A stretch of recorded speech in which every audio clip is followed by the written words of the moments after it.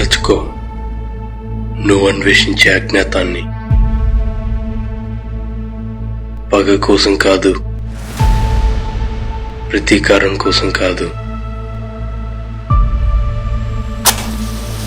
మరుగుపడిన చీకటి కోసం. ఇకపై నేను కూడా నాలా బతకబోతున్నా. నిన్ను నువ్వు ప్రశ్నించుకుంటే మన గమ్యానికి సమాధానం దొరుకుతుంది. ఈ లోకంలో సూర్యుడిచ్చే వెలుగుతో పాటు మనుషులు పంచే బాధ కూడా ఉంటుంది.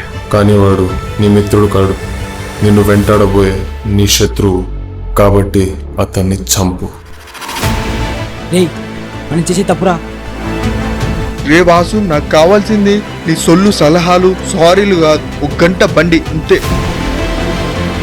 అక్కడేం జరుగుతుందో తెలుసా నీకు? నువ్వు చెప్పేది నాకే కాదు, వాళ్ళకు కూడా అర్థం కాలేదు. దొరికాడు, చంపేశారు. కార్తీక్ ప్లీజ్, నువ్వు ముందు చోటు ఎక్కువ, నేను తర్వాత చెప్తాను.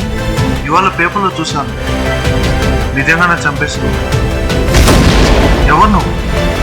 క్షణికం అంటే ఒక క్షణం. నేను హంతకుడిగా మారడానికి పట్టిన సమయం.